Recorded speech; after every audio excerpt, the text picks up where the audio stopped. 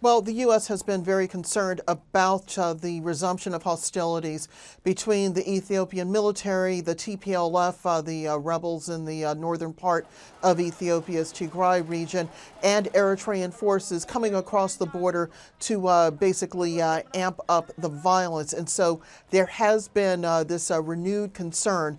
The special envoy for the Horn of Africa, Michael Hammer, has been in Addis Ababa since September 5th, meeting with officials, not just in the Ethiopian government, but also with the leadership of the TPLF, the main rebel force in the northern part of Ethiopia, trying to lay the groundwork for some sort of peace talks. He's also been meeting with AU officials. The process is such that the U.S. wants to see all parties lay down their arms and try to get into peace talks as quickly as possible.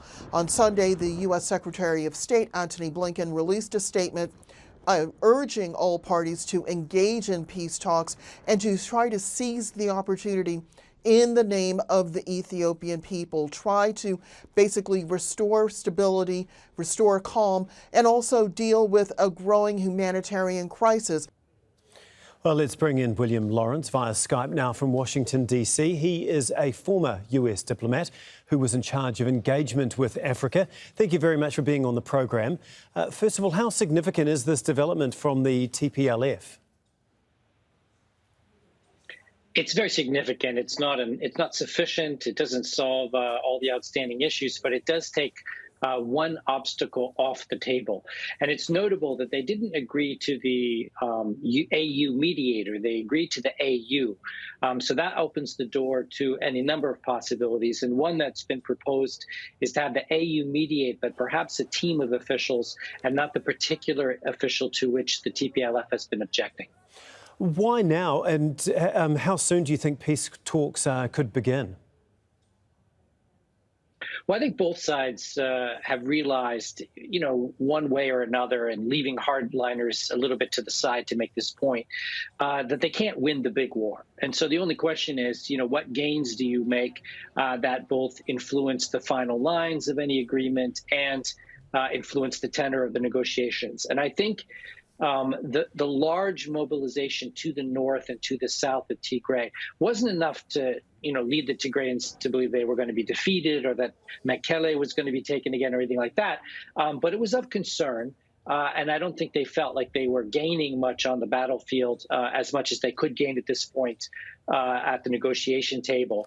The Tigrayans have been putting down preconditions. Addis Ababa is rejecting those. But a lot of it has to do with the restoration of services and, of course, these humanitarian corridors, which was the reason for the March truce in the first place. And, it would be, whether or not that's a precondition or not, it'd be great if Addis Ababa could start making some concessionary remarks and make some moves in terms of humanitarian assistance and services to move things in the direction of a proper negotiation. What are going to be the main sticking points in any of the negotiations, do you think? There are many. I've given you two, which are the humanitarian corridors and the services, electrical and otherwise, to Tigray. Of course, the UN accused the Tigrayans of stealing a lot of things like gas, but things they couldn't get by other means. There's the humanitarian corridor through to Sudan. There's the status of Western Tigray and the area that the Amhara people have taken, and the areas in the north that the Eritreans have taken, and whether or not those would be renegotiated under Ethiopia's constitution or on the basis of de facto ceasefire lines. And of course the mediation itself. So there are a lot of things that remain to be discussed. The most important thing right now is to be de-escalating, not escalating, because escalatory pressures could lead to months of fighting again, as opposed to a de-escalation, which would get us back towards a truce and back towards proper negotiations. And it's worth noting that the international community seems to have a little more skin in the game now than they have in recent weeks, and that's important too.